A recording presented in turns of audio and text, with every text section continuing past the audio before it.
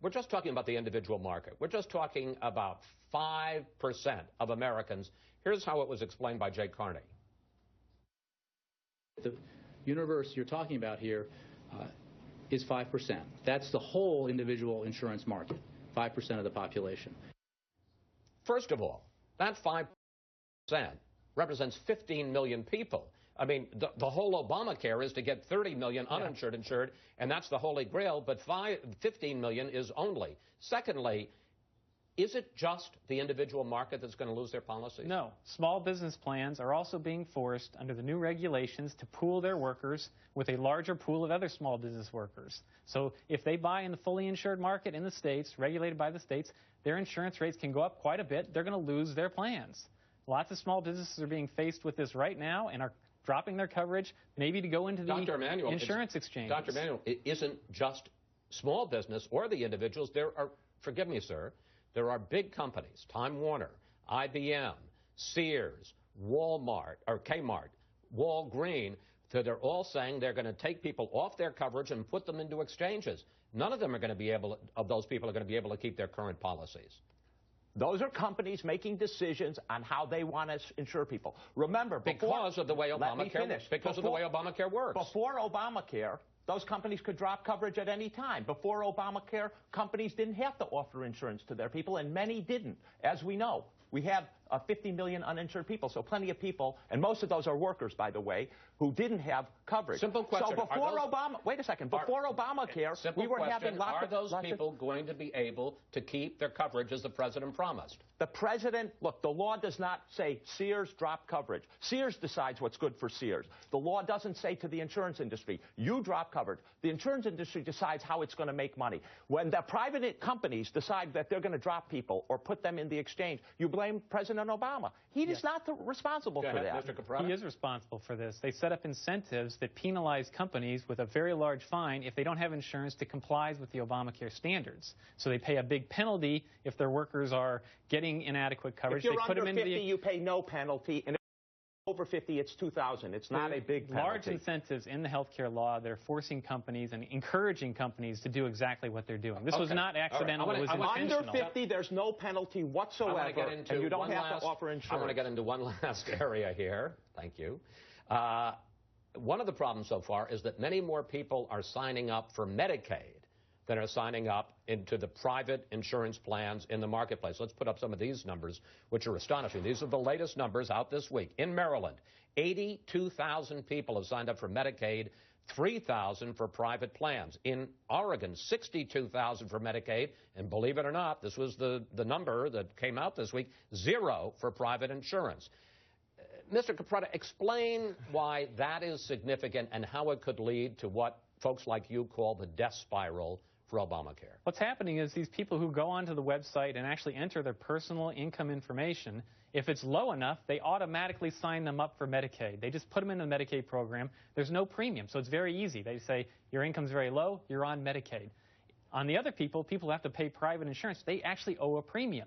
So if anyone goes on, actually can make it through the website, figure out what's going on, they find out, hey, I might owe $100 a month for a premium. And the coverage is very... spiral is the impact this could have if you have people that either don't sign up or are in something like Medicaid and therefore aren't paying into the system. Look, the system will never work unless there are at least 5 to 7 million people in the private side of this exchange, not the Medicaid side. They are nowhere near that. They're a dead stop zero at this point. They haven't signed up hardly anybody. So they're going to have a huge undertaking to try to sign up several million people just from December 1 to February 15. We've got some agreement here. We're both agreed that you need to sign up 5 to 7 million people in the private market for it to be viable. That's the first thing. The second thing is you would expect at this stage of the game, from everything we know about the exchanges, that not a lot of people would sign up.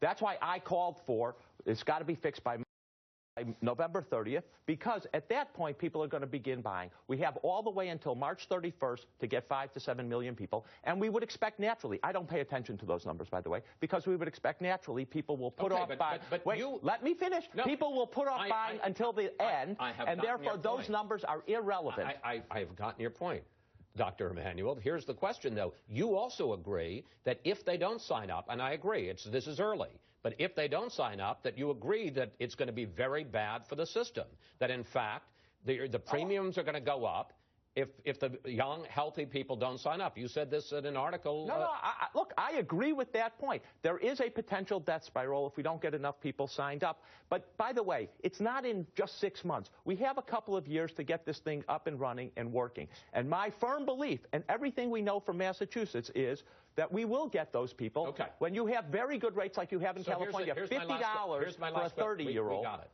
Here's the last question. With all the problems with the website, more than a dozen Senate Democrats, not Republicans, Democrats, are now saying put off the penalties. Even delay, in one case, Manchin is saying delay the entire individual mandate a year. And we heard this week from Max Baucus, the senator who helped write Obamacare. Here he is. Maybe we should start thinking about delaying the penalties. But it's not right to penalize people for mistakes that the government's made because the exchange isn't working. Should the penalties be delayed beyond March 31st? No, they should not be delayed beyond March 31st. If the website's working by November 30th, people then will have a full 4 months to sign up, and that's no reason to delay them. And I don't think you can prejudge now. And if it's working adequately by November 30th, that's a whole new question. But it's way premature to talk about it. I think it's going to be up and running by November 30th. And then, if it's not, we can have a renewed debate. But to call for it now, 30 days before it's even debuted, I think is a mistake. Mr. Capretta, you get the final 30 seconds uninterrupted. They debuted this on October 1st, not November 30th. We were told all year long it was going to be ready to go, and don't delay the individual mandate. At this point, you've got millions of people losing their coverage based on the promise that they're going to have something that isn't working today, working in just 30 days. The window is closing very rapidly. We should be delaying the whole thing for a year to make sure the thing works. This is health care, after all. To kill Obamacare, this is their health care, after all. This isn't a minor matter. We shouldn't be playing fast and loose with people's health insurance. Mr. Capretta, Dr. Emanuel, it wasn't always pretty.